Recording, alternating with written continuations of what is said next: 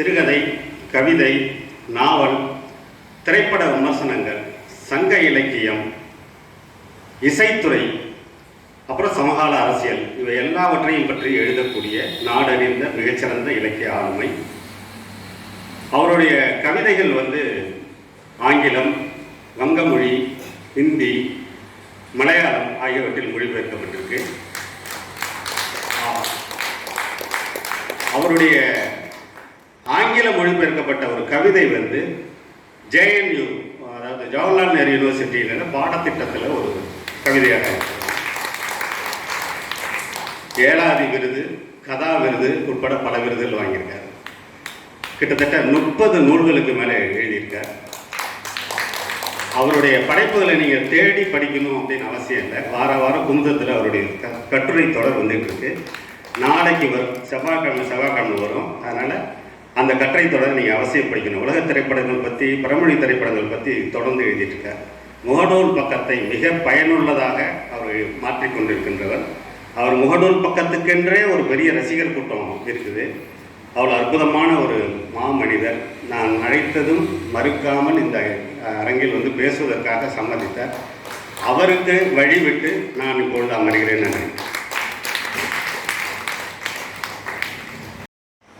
இந்தியாவை ஒளி செய்து கொண்டிருக்கின்ற இந்த NLC நிறுவனம் சார்ந்த தோழர்கள் நீங்கள் ஒன்று சேர்ந்து இந்தியர்களுடைய மனங்களை ஒளி செய்கின்ற ஒரு பணியிலே ஈடுபட்டிருக்கின்றீர்கள். இந்த இலக்கிய சங்கமம் நிகழ்ச்சியிலே கலந்து கொண்டு மிக சிறந்த முறையில் தங்களுடைய பங்களிப்புகளை செய்த அந்த மாணவர்களுக்கு என்னுடைய பாராட்டுக்களையும் அன்பையும் தெரிவித்துக் கொள்கிறேன். அதுபோல் இலக்கிய வேலைகளில் பெண்கள் உரையாட வந்திருப்பது என்பது ஒரு நம்முடைய காலம் எந்த அளவுக்கு முன்னேறி இருக்கிறது, பெரியார், பாரதியார் போன்றோர் கண்ட கனவு எந்த அளவு இருக்கிறது. ஒரு மிகச்சிறந்த ஆய்வாளர் போல அந்த 2 சகோதரிகளும் அழகாக இந்த மண்ணின் எழுத்தாளர்களை குறித்து மிக சிறப்பான ஆய்வுகளை முன்வைத்திருக்கின்றார்கள். அவர்கள் இருவருக்கும் என்னுடைய அன்பையும் பாராட்டையும் தெரிவித்துக் கொள்கிறேன். அன்பிற்கினிய நண்பர் பாரதிகுமார் அவர்கள் தன்னுடைய அன்பின் நிமித்தமாக என்னை பற்றி சற்று அதிகமாகவே உங்களிடம் கூறியிருக்கிறார். அந்த கவனிக்கும்படி நான் அன்போடு கேட்டுக்கொள்கிறேன். தமிழிலே எழுதக்கூடியவர்களுக்கு மிக முக்கியமான சவால் என்னவென்றால், உலகத்தின் மிக சவாலை இங்கு தமிழில் எழுத வருகின்ற சமகால எழுத்தாளர்கள் ஒவ்வொருவரும் எதிர்கொள்ள வேண்டிய சூழலில் நாங்கள் இருக்கின்றோம். வள்ளுவன் எழுதிய 1.25 அடிகள் அந்த குறளை விட நாம் புதிதாக என்ன சொல்லிவிட முடியும் என்கின்ற சவால் ஒரு தமிழ் எழுத்தாளருடைய முன்னால் இருக்கிறது. அகநானூறு, புறநானூறு, குறுந்தொகை போன்ற நூல்களில் 7-8 வரிகளில் ஒரு நாடகத்தன்மை வாய்ந்த காதலை சொல்லக்கூடிய ஆற்றல் இந்த தமிழ் இலக்கியத்திற்கு இருக்கின்ற பொழுது நாம் அதைவிட இன்னும் அழகாக என்ன சொல்லிவிட முடியும் என்கின்ற ஒரு தவிப்பு தமிழ் எழுத்தாளர்களிடம் இருக்கிறது. இத்தகைய சவால்களோடு தான் அவர்கள் எழுத வருகின்றார்கள். ஆனாலும் சமகால இலக்கியம், தமிழ் இலக்கியம், இதற்கான தேவை நமக்கு எங்கிருந்து வருகிறது என்பதிலிருந்து இந்த உரையை நாம் தொடங்கலாம் என்று நினைக்கிறேன். ஒரு மனிதர் அவர் ஒரு உணவகத்தில் சாப்பிட போறார். சாப்பிட்டுட்டு பில் தர்றது அவருடைய சட்டை பாக்கெட்டை துழாவி பார்க்குறாரு. அவருடைய பர்ஸ் காணும். அந்த கல்லாப்பட்டியில் இருக்கக்கூடிய அந்த மனிதர் சொல்றாரு, நான் பர்ஸ் எடுத்துட்டு வந்தாங்க, என் பர்ஸை யாரோ பிக் பாக்கெட் அடிச்சுட்டாங்க, யாரோ இது பண்ணிட்டாங்க, நான் சாப்பிட்டுட்டேன், ஏதாவது ஒரு வேலை கொடுங்க அப்படின்னு சொல்றேன். அவரை உள்ள இழுத்துட்டு போயிட்டு அவருடைய உடைகளை எல்லாம் கலைந்துட்டு அண்டர்வேரோட அவர் அடிக்கிறாங்க.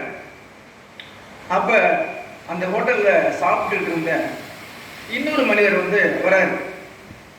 வரும்பொழுது இந்த சாப்பிட்டுட்டு பில் தர முடியாம பர்ஸை இழந்த அந்த நபர்கிட்ட ஒரு 10-15 பர்ஸ் எடுத்து காட்டுறாரு.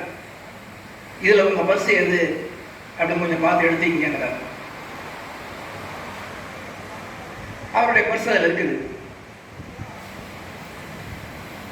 அந்த பர்ஸை பறிகொடுத்து அன்னைக்கு அந்த உணவகத்தில் அடிவாங்கின அந்த மனிதர்களுடைய பெயர் வைக்கம் முகமது பஷீர் அப்படிங்கிற ஒரு மலையாள எழுத்தாளர்.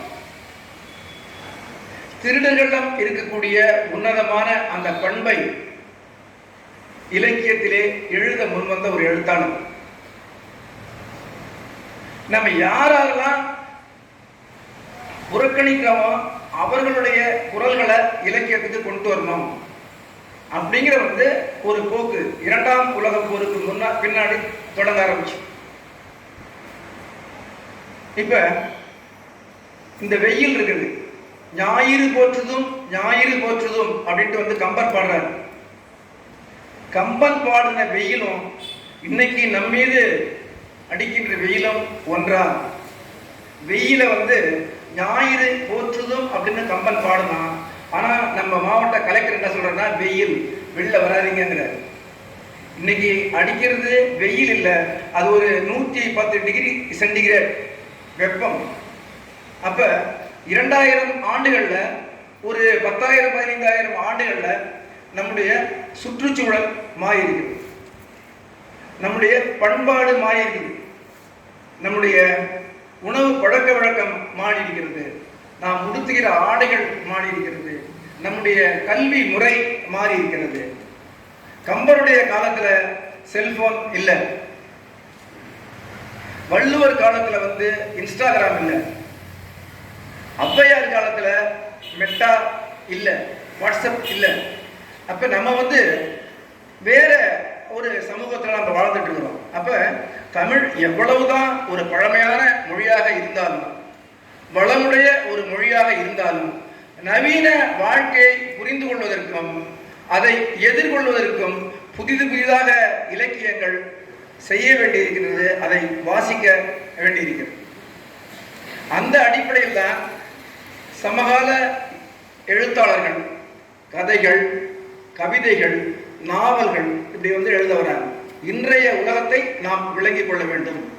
இன்னைக்கு நம்ம பிள்ளைகள் என்ன செய்யறாங்கன்னா, 2 வரியா ஒரு 200 போஸ்டுக்கு லைக் போடுறாங்க.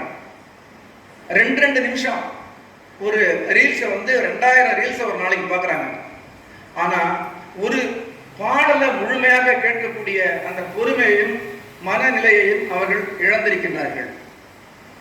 இன்னைக்கு டிவி பார்க்குற பழக்கம் கூட போயிட்டு, இன்னைக்கு பெரும்பாலும் எல்லா வீடுகள்லையும் தொலைக்காட்சி என்பது ஒரு பேருக்கு ஹால் இருக்குது. மற்றபடி எல்லாரும் என்ன செய்யறாங்கன்னா, அவங்க ரூம்ல அவங்களுடைய ஃபோன் எடுத்துட்டு முகநூல்ல, வாட்ஸ்அப்ல, இன்ஸ்டாகிராம்ல மூழ்கி இருக்கின்றார்கள். அப்ப நம்ம ஒரு மருத்துவத்தை புரிந்து கொள்வதை விட, பொறியியலை புரிந்து கொள்வதை விட, கணிதத்தை புரிந்து கொள்வதை விட, வணிகவியலை புரிந்து கொள்வதை விட, நம்ம சக மனிதர்களை புரிந்து கொள்வது மிகவும் அவசியமானதாக இருக்கு. சக மனிதர்களை நெருங்குவதற்கான பயிற்சியை எடுத்துக்கொள்வது மிகவும் அவசியமானதாக இருக்கிறது. ஒரே வீட்டில் வாழ்ந்தாலும் ஒரு அப்பாவும் அம்மாவும் தூரமாக மனதளவில் இருக்கின்றார்கள், பிள்ளையும் பெற்றோரும் தூரமாக இருக்கின்றார்கள், கணவனும் மனைவியும் ஒரே கட்டிலில் படுத்திருக்கின்றார்கள் என்பதற்காக அவர்களால் எப்படி ஒரே கனவை பகிர்ந்து கொள்ள முடியாதோ அப்படி இன்று உறவுகளுக்குள் மிகுந்த ஒரு இடைவெளியை இந்த நவீன காலம் உருவாக்கி வைத்திருக்கின்றது. அப்ப நாம நம்மை சுற்றி இருக்கக்கூடிய மனிதர்களை விளங்கிக் கொள்ள வேண்டும் முதல்ல. அதுக்கு பிறகுதான் பித்தாகரஸ் தேற்றமோ இல்லை ஐன்ஸ்டீனுடைய ஒரு விதியோ நியூட்டனுடைய லாவோ இதெல்லாம் அடுத்ததாக தான் நம்ம புரிஞ்சுக்கிட்டாங்க. இவ்வளவையும் படிக்கிறாங்க, ஐஏஎஸ் படிக்கிறாங்க, மெடிசன் படிக்கிறாங்க, நீட் முடிச்சுட்டு பிஜி மெடிக்கல் படிக்கிறாங்க, ஒரு செகண்ட்ல சூசைட் பண்ணிக்கிறாங்க. ஒரு சின்ன பிரச்சனைக்கு எப்படி தீர்வு காண முடியல அப்படி அது அவங்களுக்கு தெரியும். கல்வியினுடைய நோக்கம் என்னவா இருக்கணும் அப்படின்னா, இந்த வாழ்க்கையை புரிந்து கொள்ளவும், இந்த வாழ்க்கையில் ஏற்படுகின்ற சிக்கல்களை கடந்து செல்லவும் உதவக்கூடியதாக இருக்கணும். ஆனா இன்னைக்கு கல்வி அது போல இருக்குதா அப்படின்னா இல்லை. ஏன்னா கல்வியினுடைய நோக்கம் பணம் சம்பாதிப்பதாக இருக்கிறது. பணம் சம்பாதிப்பதனுடைய நோக்கம் பிள்ளைகளை படிக்க வைப்பதாக இருக்கிறது. இப்படிதான் இந்த படிக்கிறது எதுக்குன்னு கேட்டாங்கன்னா பணம் சம்பாதிக்கிறாங்க. நீ எதுக்கு பணம் சம்பாதிக்கிறன்னா பிள்ளைய படிக்க வைக்கிறதுங்கிறாங்க. அப்ப உடல், உள்ளம், ஆன்மா இப்படி இத்தகைய பண்புகளை வளர்க்க வேண்டிய அந்த கல்வியானது இன்று வெறும் பணம் சம்பாதிக்க வேண்டும் என்கின்ற ஒரு சிறிய ஒரு எல்லைக்குள் அடைந்து விட்டதால் மனித மனங்கள் மூடுண்டு கிடக்கின்றது, இருண்டு கிடக்கிறது. அதுல வெளிச்சத்தை பாய்ச்ச வேண்டிய ஒரு பிரச்சனை, ஒரு சிக்கலை எப்படி நம்ம தீர்வு காண்றது அப்படிங்கிற ஒரு சூட்சுமத்தை சொல்லிக் கொடுப்பதாக ஒரு கவிதை இருக்கிறது, ஒரு சிறுகதை இருக்கிறது. நீங்க உங்களுக்கு இப்போ வந்து ஒரு பையனுக்கு வந்து எப்படி லவ் பண்ணணும் அப்படின்னு அவங்க அப்பா அம்மாவால சொல்லி தர முடியாது. ஒரு பொண்ணு வந்து எப்படி நிச்சயமா வந்து காலேஜுக்கு போற ஒரு பையனை லவ் பண்ணுவான், அவன் எப்படி நடந்துக்கணும், எப்படிப்பட்ட பையனை தேர்ந்தெடுக்கணும், இது மாதிரி விஷயங்களை வந்து ஒரு பெற்றோர்களால் சொல்ல முடியாது. அதை யார் சொல்லிக் கொடுக்கறது? அவங்களுக்கு அப்படி சொல்லிக் கொடுத்தா ஆகணும். வந்து ஒரு காதல்னா என்ன, செக்ஸ்னா என்ன, என்னென்ன பிரச்சனைகள், இதெல்லாம் வந்து அப்பா அம்மா அண்ணன் தம்பி தங்கச்சி இவங்களால ஒருத்தவங்களோட ஒருத்தர் பேச முடியாத இடங்கள்ல கலைஞர்கள் அவங்க அமர்ந்துக்கிறாங்க. பக்கத்துல அவங்களுடைய பக்கத்துல இருக்கக்கூடிய நாற்காலிகள்ல ஒரு சினிமா டைரக்டர் உட்காந்துருக்காரு, ஒரு கதை ஆசிரியர் உட்காந்துருக்காரு, ஒரு கவிஞர் இருக்கு. அவருக்கு வந்து அந்த பொறுப்பு இருக்கு. அவருக்கு ஒரு பையனை எப்படி நம்ம வந்து எப்படி வந்து ஒரு காதலை சொல்லிக் கொடுக்கணும், அதெல்லாம் ஔவையார் செஞ்சாங்க. எப்படி காதலிக்கிறதுன்னு சொல்றதுதான் அகநானூறு. 2000 வருஷங்களுக்கு முன்னாலேயே காதலிக்க சொல்லிக் கொடுத்த ஒரு சமூகத்தில் இன்னைக்கு எவ்வளவு பாலியல் வன்முறைகள் நடக்குது, பெண்களுடைய மேல வந்து ஆசிட் வீசுறாங்கன்னு சொல்லுவோம். அப்ப யார் தவறு? இது யாருடைய தவறு? இந்த சமூகம் இத்தகைய பின்னடைவை எப்படி அடைந்தது? ஒரு சமூகத்துல இத்தகைய பழக்க வழக்கங்கள்ல ஒரு பின்னடைவு ஏற்படும்னா அதுக்கு எந்தெந்த பண்பாட்டு நிறுவனங்கள் காரணமா இருக்குது? பள்ளிக்கூடம் அப்படிங்கிறது ஒரு பண்பாட்டு நிறுவனம், குடும்பம் அப்படிங்கிறது ஒரு பண்பாட்டு நிறுவனம், சினிமா அப்படிங்கிறது ஒரு பண்பாட்டு நிறுவனம், கோயில் அப்படிங்கிறது ஒரு பண்பாட்டு நிறுவனம். இந்த எல்லா பண்பாட்டு நிறுவனங்களும் இன்று ஃபெயிலியர் ஆகிடும், இன்று பின்னடைவை சந்திச்சிருக்கு. அப்ப இந்த பொறுப்புகளை யார் எடுத்துக்கொள்வது? யார் இதை வழிகாட்டுவது? ஒரு சிக்கலுக்கு தீர்வு சொல்வது ஒரு முக்கியமான நேரத்துல. சரி, ஒரு குடும்பம், ஒரு ஹஸ்பண்டு, ஒரு ஒய்ஃபு, இவங்க வந்து இவங்களுக்குள்ள வந்து பிடிக்கல, அப்ப என்ன செய்யணும்?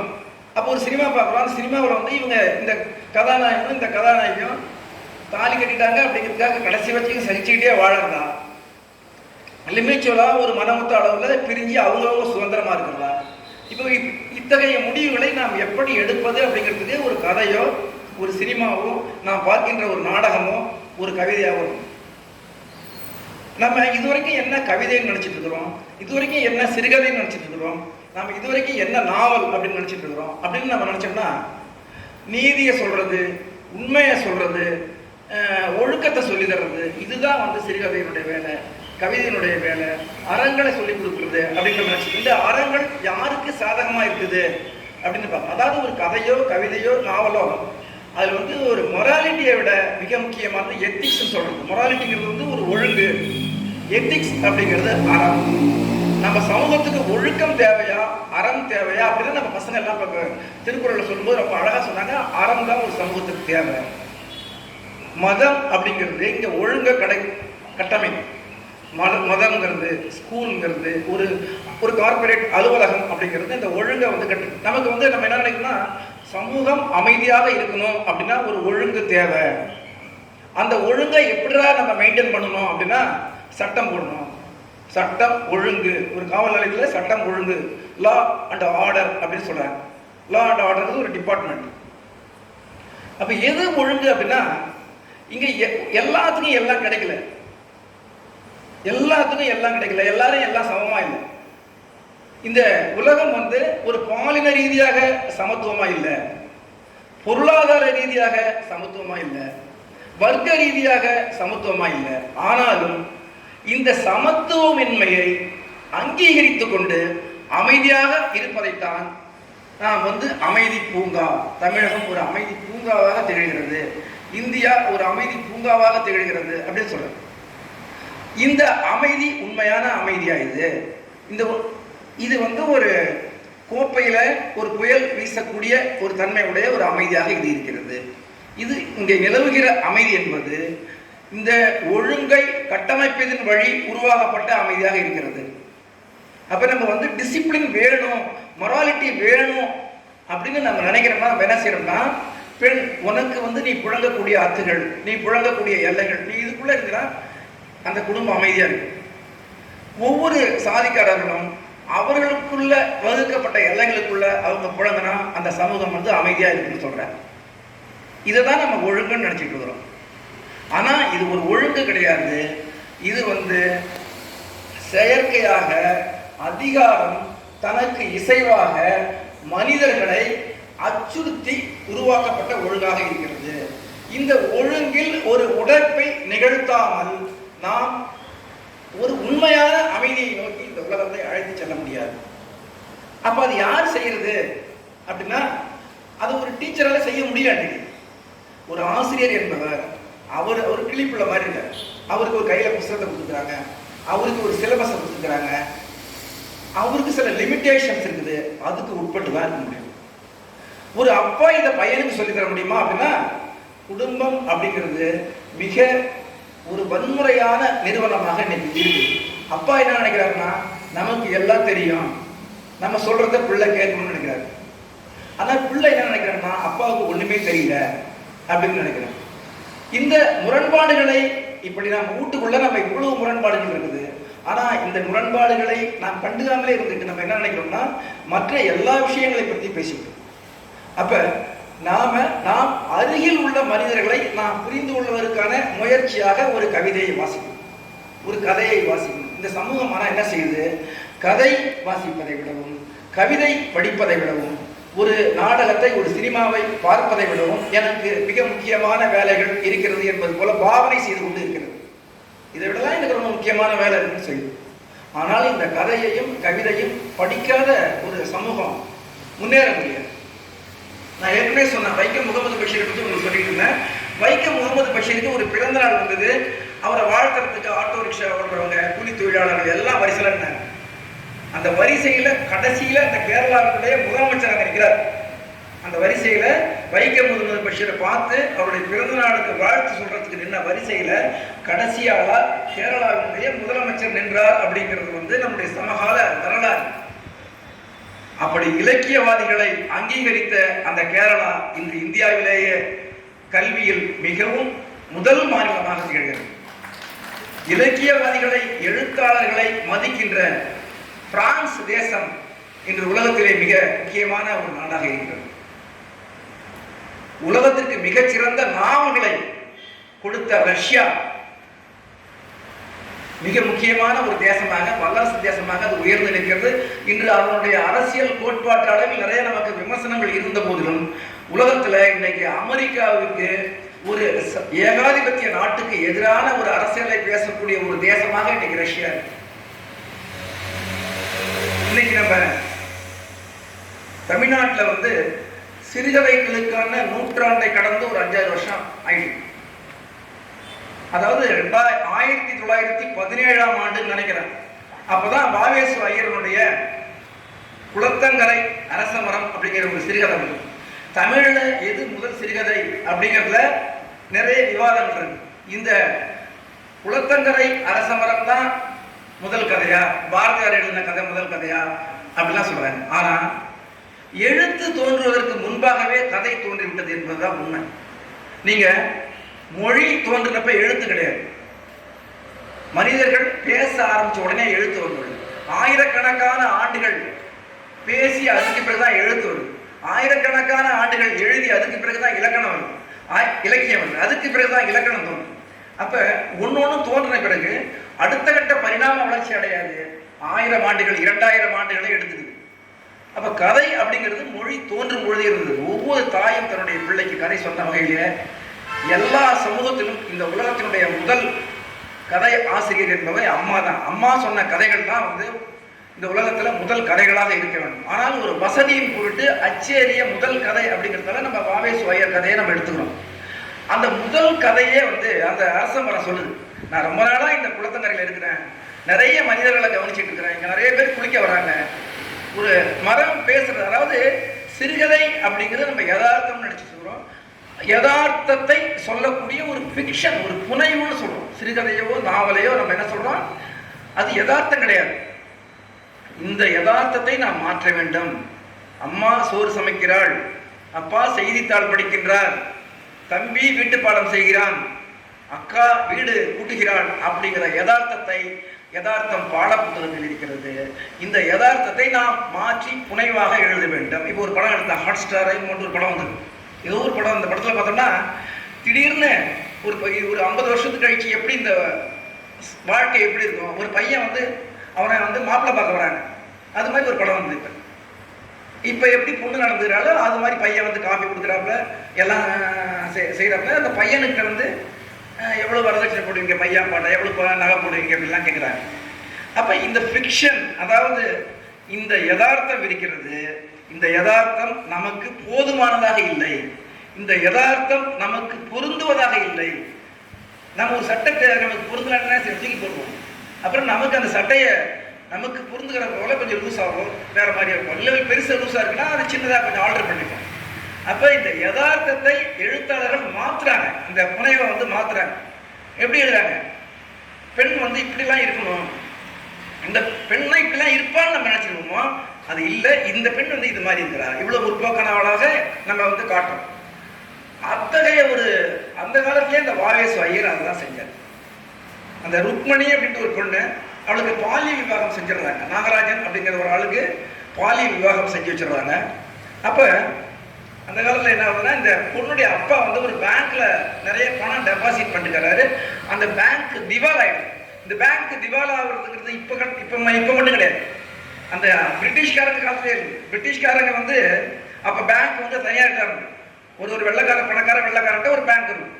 அவங்க என்ன செய்யறாங்கன்னா, இந்தியா பணம்லாம் போட்ட பிறகு பேங்க் திவால் ஆகிடுது அப்படின்னு சொல்லுவாங்க. அவனால் வந்து இந்த பொண்ணுக்கு இந்த வரதட்சணையை செய்ய முடியல. அப்போ இந்த நாகராஜனுடைய அப்பா என்ன செய்யறாருன்னா, இந்த நாகராஜனுக்கு வேற ஒரு திருமணத்தை ஏற்பாடு பண்றாரு. நாகராஜா என்ன பண்றான்னா, அவன் இந்த ருக்மணி மேல ரொம்ப காதலா இருக்கிறான். இருந்தாலும் அப்பாவை வந்து அந்த கல்யாணத்தினைக்கு அவரை வந்து நம்ம வந்து ஒரு விஷயம், அவருக்கு ஒரு மூக்கறுப்பு செய்யணும், அந்த கல்யாணம் நடத்தும் போது நம்ம கல்யாண மேடையிலிருந்து வெளியில வந்துடணும், அப்பாவுக்கு அவமானம் ஆகிடும் அப்படின்ட்டு அவன் நினைச்சிட்டு இருக்கிறான். ஆனா இந்த ருக்மணி என்ன செய்யறான்னா, அந்த குளத்தங்கரை அரசமரம் இருக்கு இல்லையா, அந்த அரசமரம் இருக்கக்கூடிய குளத்திலே விழுந்து தற்கொலை செய்து கொள்கிறாள். கிட்டத்தட்ட இந்த கதை எழுதி 100 ஆண்டுகள் ஆகிவிட்டது. 100 ஆண்டுகளுக்கு முன்பாக ஒரு பெண்ணினுடைய கண்ணீரை பற்றி சிந்தித்த ஒரு கதையாக இந்த கதை இருக்கு. அப்போ ஒரு கதை எழுதக்கூடியவங்க, கவிஞர்கள், கலைஞர்கள் அப்படிங்கிறவங்க தான் சார்ந்திருக்கிற ஒரு பாலினத்தை பற்றி எழுதுபவர்களாக அவங்க எந்த சாதியை சேர்ந்தவர்களாக இருக்கின்றார்களோ அந்த சாதிக்கு பெரியார் சொல்கின்றபடி துரோகம் செய்யக்கூடிய வகையிலே அவர்கள் எழுதக்கூடிய கதைகள், கவிதைகள் அமைய வேண்டும், நாவல்கள் அமைய வேண்டும். தன்னை பற்றி கவலைப்படாமல் தான் சார்ந்திருக்கிற வர்க்கத்திற்கு, தான் சார்ந்திருக்கிற பாலினத்திற்கு இசைவாக எழுதாமல் எவன் ஒருவன் அதற்கு எதிராக தன்னுடைய பாலினத்திற்கு, தான் சொந்த சாதிக்கு துரோகம் செய்து கொள்கின்ற வகையில் தன்னுடைய படைப்புகளை உருவாக்குகிறானோ அவன்தான் ஒரு சிறந்த கலைஞனாக இங்கே வெளியிட முடியும். அப்படிதான் பாரதி இருந்தார். அவர் ஒரு பார்ப்பனராக இருந்த போதிலும் கூட சாதியை எதிர்த்து நிறைய பாடல்களை எழுதினார்.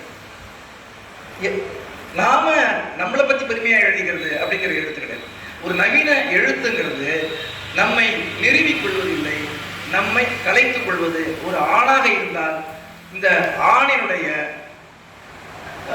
அந்த ஆணிலே உறைந்திருக்கக்கூடிய அதிகாரத்தை களைந்து எழுத கற்பது, அதுதான் வந்து படைப்பு. நவீன இலக்கியம் என்பது இதுதான். நவீன இலக்கியம் என்பது மனிதர்களை கண்ணுக்கு தெரியாத மனித மனங்களிலே பூட்டப்பட்டிருக்கின்ற தலைகளில் இருந்து மனிதர்களை விடுதலை செய்யும். அதுதான் வந்து ஒரே சொன்னோம்னா அதுதான். அதாவது மனதளவில் விடுதலை அடைவது, அது ஆணோ பெண்ணோ. நாம் வந்து விடுதலை அடைந்தவர்களாக இருக்கிறோம்னு நினைச்சிட்டு இருக்கோம் நாம். ஆனால் அது போல இல்லை. நம் சாதி என்கின்ற நுகத்தடியிலே நம்முடைய மனத்தை பூட்டி வச்சிருக்கிறார். ஆண் அப்படிங்கிறதுல பூட்டி வச்சிருக்கிறார். அப்பா அம்மா அப்படிங்கிற ஒரு அதிகாரத்தை எடுத்துக்கிட்டு பிள்ளைகள் மேல நம்ம வந்து அதிகாரம் செலுத்துறோம். இந்த அதிகாரத்திலிருந்து நம்மை நாம் களைந்து கொண்டு சக மனிதர்களோடு கை கோர்ப்பதற்கான ஒரு சுதந்திரமான ஒரு மனநிலையை உருவாக்குவதுதான் படைப்புகளுடைய வேலை.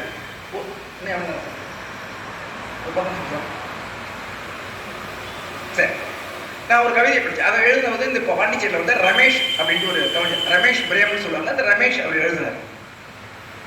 அதில் என்னதுன்னா, ஒரு பல அடுக்கு மாளிகைகள், ஒரு 7-8 அடுக்கு மாளிகை. இப்போ நம்ம வந்து அப்பார்ட்மெண்ட் 100 ஒரு 50-60 அடுக்கு மாடிகள்னா நீங்கள் இவ்வளவு உயரம் நம்ம வந்து வீடு கட்டுவோம் அப்படிங்கிறது வந்து இயற்கையால் மற்ற சிற்றுயிரிகளால் புரிஞ்சிக்க முடியும். ஒரு பறவை இருக்குன்னா அந்த பறவை வந்து இப்போ வலை செய்வது, ஒரு நாட்டிலேருந்து இன்னொரு நாட்டுக்கு அந்த தட்பவெப்பநிலையை தேடி முட்டையிட்டு குஞ்சு பொரிக்கிறது இங்கே வருது. அது என்ன செய்யுதுன்னா, அது ஒரு விமானம் போல அதுக்கு வந்து அதனுடைய உயிரில வந்து இயற்கை எழுதி வச்சிருக்கு, நீ இவ்வளவு உயர மீட்டர்ல நீ பறந்து போகலாம் அப்படின்னு. ஆனால் இன்னைக்கு மனிதர்கள் வந்து இந்த பறவைகளுடைய பாதைகளை தடுமாற வைக்கிறாங்க. இவ்வளவு பெரிய பில்டிங் கட்டும்போது அந்த பறவையை வந்து மோதி இறந்து போயிடும். வெளிநாட்டிலேருந்து ஐரோப்பாவிலேருந்து வருது, நம்ம வெள்ளநாங்களுக்கு வருது, இன்னும் நிறைய இடங்களுக்கு தமிழ்நாட்டில் வந்து வருது. அந்த பறவைகள் இவ்வளவு உயரம் மனிதர்கள் வந்து கட்டிருப்பாங்கன்னு நினைக்கவே மாட்டாங்க. இப்போ ஒரு கண் தெரியாதவர் ஒரு மாடிப்படியில் ஏறி போகிறார். மனுஷபுத்திர ஒரு கவிதை இருக்காரு, தனக்கே ஒரு 40 படியில் ஏறி போயிட்டு இருக்காரு. திடீர்னு அங்கே ஒரு 44வது படியோ இல்லைன்னா ஒரு 38வது படியோ இப்படி குறைஞ்சதுன்னு வச்சுக்க, அவர் தகச்சு போயிடுவார். அவருடைய பழக்கம் மாறும். இன்னைக்கு வந்து யானைகள் வந்து கிராமத்துக்குள்ளே புகுந்துச்சு, ஊருக்குள்ளே புகுந்துச்சு அப்படின்னு சொல்கிறாங்க. நம்ம அதனுடைய வழித்தடங்களை வந்து அபகரிச்சிட்டோம், அதனுடைய எல்லைகளை குறுக்கிட்டோம். இதனால தான் இந்த மீறல்கள் வந்து அது நடக்குது. இப்போ ஒரு 20வது மாடியில் வந்து ஒரு அம்மாவும் ஒரு குழந்தையும் இருக்கிறாங்க. இருக்கும்போது அந்த 20வது மாடி கட்டம் வந்து தீப்பிடிச்சிடும். அப்படி தீப்பிடிச்சிருக்கும் போது அந்த அம்மா என்ன பண்ணுறாங்கன்னா, இந்த நம்ம பரவாயில்ல, வயசாகிட்டுது, நம்ம ஒரு குழந்தை பெற்றுட்டோம், எல்லா விஷயங்களையும் நம்ம அனுபவிச்சிட்டோம். ஆனால் இந்த குழந்தை இன்னும் வாழ்க்கையில் வந்து எவ்வளவோ விஷயங்களை வந்து அனுபவிக்கணும். அது நம்மளை கூட தீப்பிடிச்சி இறந்துடக்கூடாதுன்னு நினச்சி என்ன செய்கிறாங்கன்னா, அந்த குழந்தைய வந்து சன்னல் வழியாக தூக்கி போடுறாங்க. இப்போ இந்த சன்னல் வழியாக குழந்தைய தூக்கி போட்டுனா அந்த குழந்தை வந்து கீழே விழுந்து இறந்து போயிடும். ஆனாலும் அவங்களுக்கு காப்பாற்றுறதுக்கு வேற எந்த வழியும் தெரியல. நம்மளை கூட சேர்த்து சாவறதை விட அந்த குழந்தையை தூக்கி போட்டோம்னா பக்கத்தில் ஏதோ ஒரு நீச்சல் குளம் இருக்கும், அதில் விழுந்து அதை குழைச்சிக்கலாம். இல்லை யாரோ ஒரு மனுஷன் அதை 2 கையால் ஏந்திக்கலாம். இல்லை ஒரு மர கிளையில அந்த குழந்தை மாட்டி தொத்திட்டு கிடந்து வேற யாராவது காப்பாற்றுவாங்க. இப்படி வந்து ஒரு 5% அந்த குழந்தைக்கு உயிர் வாழ்வதற்கான பாசிபிலிட்டிஸ் வந்து இருக்கிறது அந்த ஜன்னல் வழியாக தூக்கி எறிகிறார். அப்போ அந்த கவிஞர் வந்து அந்த கவிதையை எப்படி முடிக்கிறாருன்னா, அப்போ அந்த குழந்தைக்கு சிறகு முளைச்சது அப்படின்னு இந்த கவிதையை கடைசி வீட்டில் சொல்றாரு. இப்போ சிறகு அப்படிங்கிறது வந்து யதார்த்தமா ஒரு குழந்தைக்கு சிறகு முளைக்குமா? முளைக்காது. ஆனால் அதுதான் வந்து கவிதையாக மாறுது. அந்த ஃபிக்ஷன் தன்மை தான் அதை வந்து கவிதையாக மாற்றுது. அப்படி நம்ம மனதை வந்து இருக்கக்கூடிய இடர்கள், பிரச்சனைகள், சிக்கல்கள் நிறைய இருக்குது. சுற்றுச்சூழல் எடுத்தோம்னா அதில் 1008 பிரச்சனை இருக்குது. இன்னைக்கு அரசியல் அப்படி இருக்குது, கல்வி அப்படி இருக்குது. அப்போ இதில் எல்லாத்துலேயுமே மாற்ற வேணும். இந்த சின்ன சின்ன இடையூறுகளை நம்ம நிறைய பேர் ஒரு சிக்கல் வரும்போது உடனே சூசைட் பண்ணுறாங்க. ஆனால் நம்ம லிட்ரேச்சர் என்ன செய்யுதுன்னா, ஒரு கதை இருக்குது. நீங்கள் ஒரு பிரச்சனை வரும்பொழுது நம்ம என்ன செய்யுதுன்னா, திடீர்னு ஒரு நாள் காலையில் எழுந்துச்சிங்கன்னா உங்கள் பாதையவே எதிரில் ஒரு மலை வந்து அடைச்சிக்கிட்ட மாதிரி நீங்கள் நினைப்பீங்க. ஏதாவது ஒரு கடமை பிரச்சனை இருக்கும், இல்லை ஏதோ உங்களுக்கு ஒரு சிக்கல் இருக்கும். ஒரு வீட்டில் பையன் ஒரு பிரச்சனை பண்ணுவான், பொண்ணு ஒரு பிரச்சனை பண்ணுவான். ஐயோ இது நம்ம பக்கத்து வீட்டுக்காரங்களுக்கு தெரிஞ்சால் என்ன வருது அப்படின்னு நீங்கள் உங்களை விட பக்கத்து வீட்டுக்காரங்களை தான் நீங்கள் வேல்யூ பண்ணுறீங்க. இவங்க என்ன செய்வாங்க, நம்ம பொண்ணு இவனை லவ் பண்ணிட்டாலே, வேற ஒரு சாதிக்காரனை காதலிச்சிட்டாலே, இவனை கட்டி கொடுத்தா நம்ம பக்கத்து வீட்டுக்காரர் என்ன நினைப்பாரு, நம்ம ஆஃபீஸில் நம்ம கூட ஒர்க் பண்ணுறவங்க என்ன நினைப்பாங்க. இதுதான் நம்ம மனிதர்களுடைய பிரச்சனையாக இருக்குது. நம்ம பொண்ணு என்ன நினைப்பாங்கிறது யாருமே நினைக்கிறது. நம்ம பையன் என்ன நினைக்கிறான், அவன் சந்தோஷமா இருப்பான்ட்டு நினைக்கிறது. பக்கத்து வீட்டுக்காரங்க என்ன நினைப்பாங்க, பக்கத்து வீட்டுக்காரர்களுக்காகவே வாழக்கூடிய ஒரு மனநிலையை மாற்றக்கூடியதான் இந்த படைப்புகள், கதைகள், கவிதைகள், நாவல்கள் இருக்கு. நேற்று நான் வந்து ஒரு 12 மணிக்கு சென்னை இந்த ராக்போர்ட் எக்ஸ்பிரஸ் ஒரு 11:30 மணிக்கு ஏறினேன். அப்போ அந்த ராக்போர்ட் எக்ஸ்பிரஸ்க்காக நான் காத்துட்டு இருந்தப்ப நான் ஒரு சேரில் உட்காந்துருக்கேன் அந்த ரயில்வே ஜங்ஷனில். எனக்கு முன்னாடி வந்து ஒரு பெண் வந்து நல்ல ரொம்ப அந்த பொண்ணு பார்த்தா ஒரு படிக்காதவங்க அது மாதிரிலாம் இல்லை, ஒரு லேர்மே உமன் அப்படிங்கிற மாதிரிலாம் இல்லை, நல்ல ஒரு வெல் டு டூ விமன் தான் அவங்க அப்படியே வெறும் தரையில் படுத்துக்கிட்டாங்க. ரொம்ப அவஸ்தைப்படுறாங்க. என்னன்னு கேட்டால் அவங்களுக்கு தலைவலியாக இருக்குது. என்னக்கிட்ட வந்து தலைவலி மாத்திரை நான் வச்சுருக்கேன், என்னுடைய பையில் வந்து தலைவலி மாத்திரை இருக்குது. எனக்கு வந்து அவங்கக்கிட்ட இந்த மாத்திரையை கொடுக்கலாமா? ஏன்னா இப்போ நமக்கு எப்படி சொல்லி வளர்க்குறோம்னா, நம்ம சினிமா எல்லா விஷயங்களும் என்ன சொன்னால் ட்ரெயினில் வந்து பிஸ்கட்டை கொடுத்தாங்க நீங்கள் சாப்பிட்றாதீங்க, எல்லா சக மனிதர்களை நாம் சந்தேகத்துக்கண்ணோட பார்க்கறதுக்கே நம்மளை வந்து எல்லாம் கற்றுக் கொடுத்துட்டாங்க. ட்ரெயினில் யாராவது தண்ணி கொடுத்தாங்கன்னா குடிக்காதீங்க, பிஸ்கெட் கொடுத்தா கொடுத்தாதீங்க, குழந்தைக்கு ஏதாவது கொடுத்தா. நம்ம இப்போ சாப்பிட்டே இருக்கோம், ஒரு குழந்தை வருது, அதுக்கு ஒரு பிஸ்கெட்டை கொடுக்கணும் தான் நமக்கு தோணும். ஆனால் இன்னைக்கு நம்ம ரொம்ப நன்றி சார் அப்படின்னு சொல்லிட்டு அவங்க வாங்கிக்கிட்டாங்க. ஆனால் இப்போ கொஞ்சம் படித்தவங்க, இன்னும் கொஞ்சம் படித்தவங்கலாம் வாங்குவாங்களா என்னன்னு தெரியல. அவங்க வந்து கிராமத்து பெண்மணி கொஞ்சம் வசதியானவங்க வாங்கிக்கிட்டாங்க.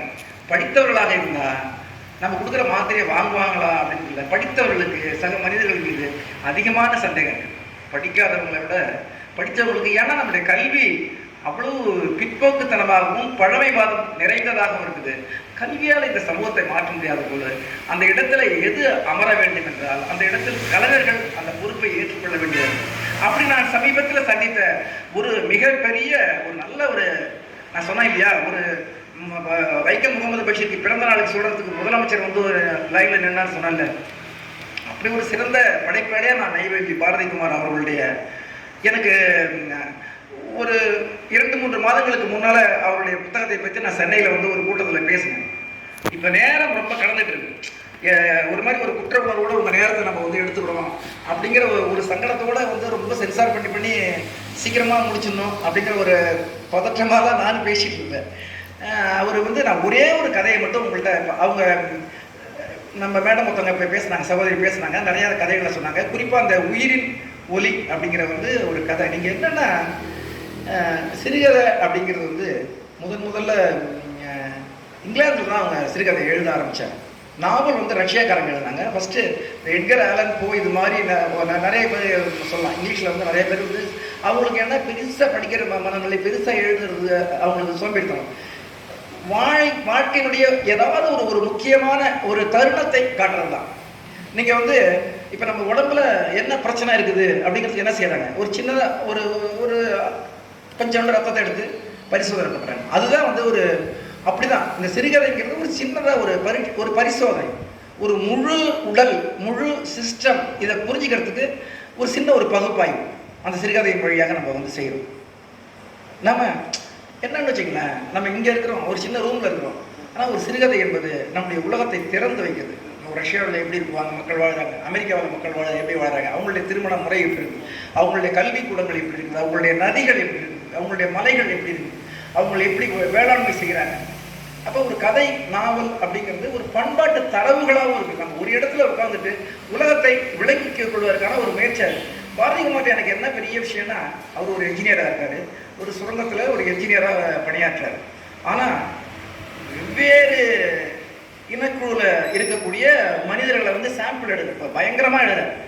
ஒரு சங்கு குளிக்கக்கூடிய அவங்களுடைய வாழ்க்கையை பற்றி எழுதுறாரு. ரொம்ப ஆச்சரியமாக இருக்கு.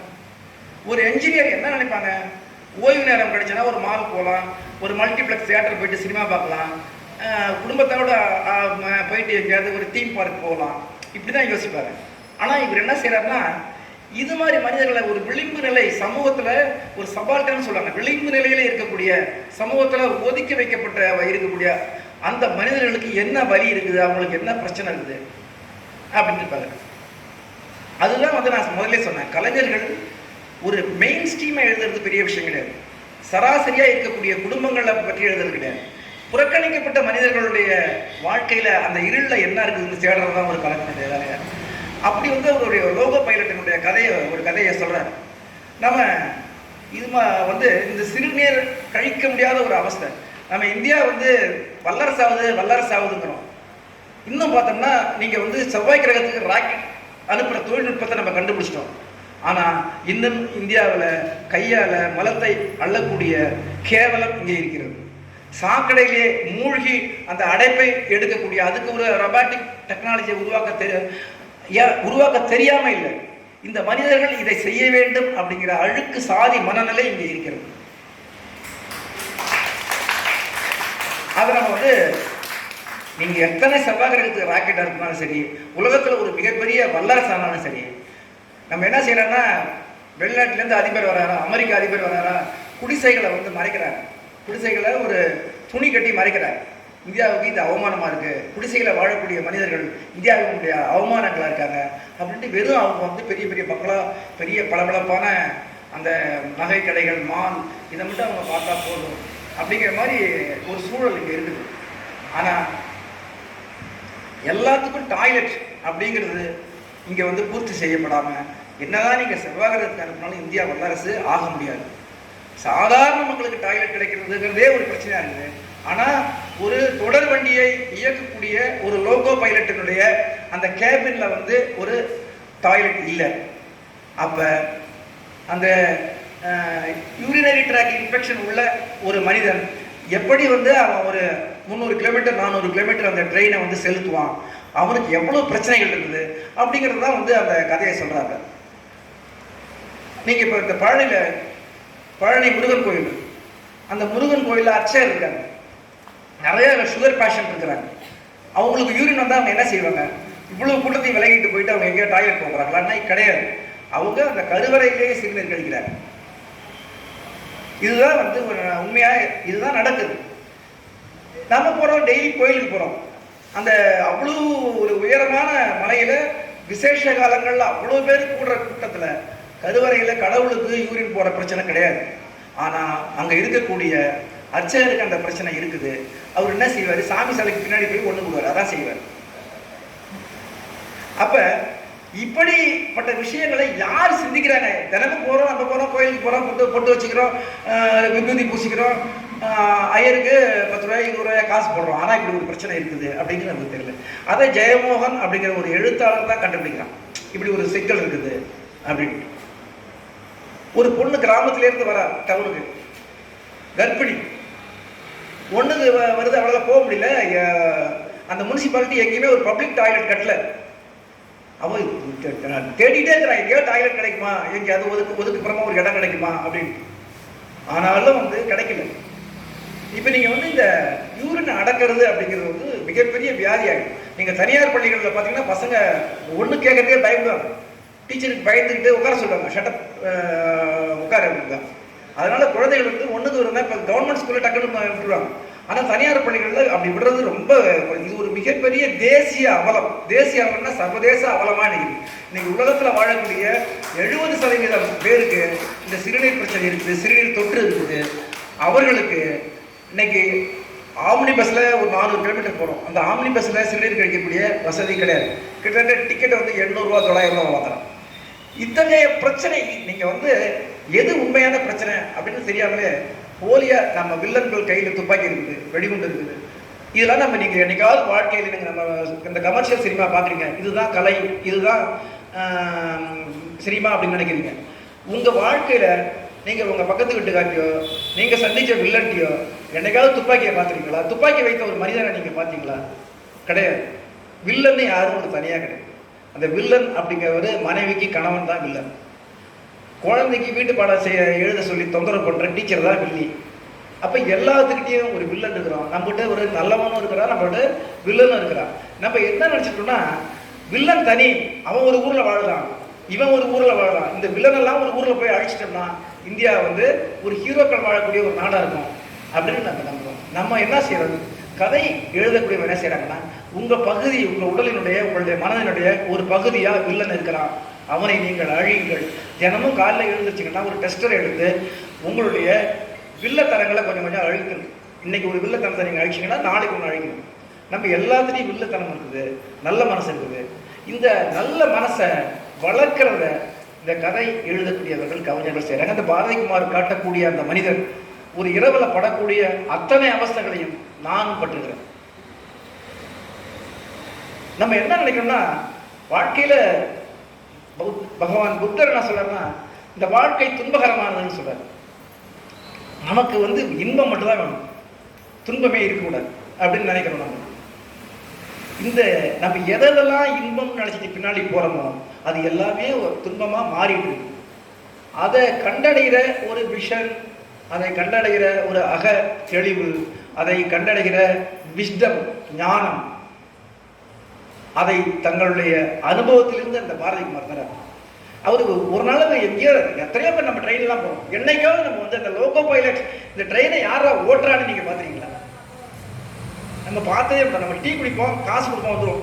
பரோட்டா சாப்பிடுவோம், காசு கொடுப்போம், வந்துடுவோம். அந்த பரோட்டா மாஸ்டருக்கு ஒரு தேங்க்ஸ், நல்லா நீங்கள் காஃபி ரொம்ப அருமையாக போட்டிருக்கிறீங்க மாஸ்டர், ரொம்ப நல்லா இருக்கு அப்படின்னு சொல்லி நீங்கள் என்னைக்காவது சொல்லிருக்கீங்களா? இல்லை அந்த பரோட்டா மாஸ்டர் என்னைக்காவது, மாஸ்டர் உங்கள் பிள்ளைகளாம் என்ன படிச்சிருக்காங்கன்ட்டு யாராவது கேட்டிருக்கீங்களா? இதை பற்றி இந்த திசையில் உங்களை அழைத்து கொண்டு செல்வதற்கு சிந்திப்பதற்கு நம்முடைய பாரதிகுமார் போன்றவர்கள் நமக்கு தேவைப்படுறாங்க.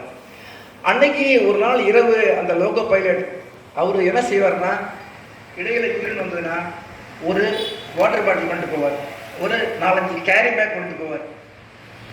அந்த வாட்டர் பாட்டிலில் யூரினை பிடிச்சி கேரி பேக்கில் கலெக்ட் பண்ணி எங்கேயாவது ஒரு இடத்துல தூக்கி போடுவார். இது எல்லாம் எது வரைக்கும் சாத்தியமாக இருந்ததுன்னா, அவரை கூட வந்தவங்க அசிஸ்டன்ட் லோகோ பைலட் ஆண்களாக இருந்தார். அது வரைக்கும் அவருக்கு பிரச்சனை இல்லாமல் தான் இருந்தது. ஆனால் ஒரு நாள் ஒரு பெண் லோகோ பைலட் வந்துட்டா. இன்னைக்கு வந்து பெண்கள் பைலட் ஆகிட்டாங்க, விமானம் ஓட்டுறாங்க. உண்மையிலே வந்து அது என்ன சொல்ற, விண்வெளி பயணத்துக்கு பெண்கள் போறாங்க. அது ஒரு அற்புதமான, உண்மையிலே அது அப்படி பெண்கள் உயர்றது நம்ம நல்ல ஒரு முற்போக்கான காலம் அது. அந்த பொண்ணு சின்ன பொண்ணு, அவன் வந்து சொல்றா, அவள்கிட்ட இவர் சொல்லிடுறாரு, இரவு முழுக்க நம்ம 2 பேரும் இந்த பயணம் போக வேண்டியிருக்குமா, உனக்கு ஒரு ஆணை கூட பயணம் போகிறதுல உனக்கு சில சங்கடங்கள் இருக்கலாம், ஆனால் நீ வந்து என்னை ஒரு அப்பாவாக நினச்சிக்க, நீ வந்து என்னை ஒரு ஆண் நினைக்காத, என்னை நீ ஒரு அப்பாவாக நினச்சிக்க, அப்போ உனக்கு அந்த பிரச்சனை இருக்காதுன்னு சொல்கிறார். அப்படி சொல்லிட்டு இவருக்கு இருக்கிற பிரச்சனையே அவர் சொல்கிறார். இவருக்கு ஒரு 1 மணி நேரம் 2 மணி நேரம் ட்ரெயின் போது இந்த சிக்கல் உருவாயிடும். யூரின் கலெக்ட் ஆக ஆரம்பிச்சது. அதை வந்து அவரால் போக முடியல. அந்த முகத்தை பார்த்த உடனே இந்த பொண்ணு புரிஞ்சுக்கிறா, அப்பா நீங்கள் வந்து என்னை அப்பான்னு தானே சொன்னீங்க, நான் இருக்கேன்னு நீங்கள் பார்க்காதீங்க, நான் வேற பக்கம் திருப்பிக்கிறேன், நீங்கள் அந்த யூரினை வந்து அந்த பாட்டில் எடுத்து போட்டுருங்கன்னு சொல்கிறேன். ஆனால் இவருக்கு வந்து அது மாதிரி செய்யறதுக்கு பிடிக்கல. அவருக்கு கொஞ்சம் கூச்சமாக சங்கடமாக இருக்குது. கடைசியாக வந்து எப்படி அந்த பிரச்சனையிலேருந்து அவர் விடுதலை ஆனாரு அப்படின்ட்டு காட்டுறாங்க. அந்த கதையை வந்து அப்படி முடிக்கிறார். அப்போ நம்ம என்ன செய்யறோம்னா, நீங்கள் டெய்லி காலையில் எழுந்திருக்கும் போது ஏதோ உங்கள் திசை மூடிட்டுது, ஒரு பெரிய ஒரு மலை நம்ம எதிரில் வந்து நிற்குது அப்படின்னு பயப்படாதீங்க. நீங்கள் துணிச்சலாக அது கிட்டத்தை போனீங்கன்னா அந்த மலையை கடந்து செல்வதற்கு ஒரு ஒற்றையடி பாதை இருக்கலாம், ஒரு சின்ன ஒரு சுரங்க பாதை இருக்கலாம், ஏதோ ஒன்று இருக்கும். நீங்கள் இங்கேயே திகைச்சு நின்றுடக்கூடாது. அப்படி நம்மை அந்த மலையை கடந்து செல்வதற்கு, நம்முடைய கையை பிடித்து அழைத்து செல்வதற்கு பாரதிகுமார் போன்ற இலக்கியவாதிகள் இருக்கிறார்கள். அவர்கள் எழுதக்கூடிய அந்த நவீன இலக்கியங்களை நாம் படிப்பதற்கான தேவை இங்கே இருக்கிறது. இந்த வாய்ப்பை உருவாக்கிய அனைவருக்கும் நன்றி தெரிவித்து விடைபெறுகிறேன்.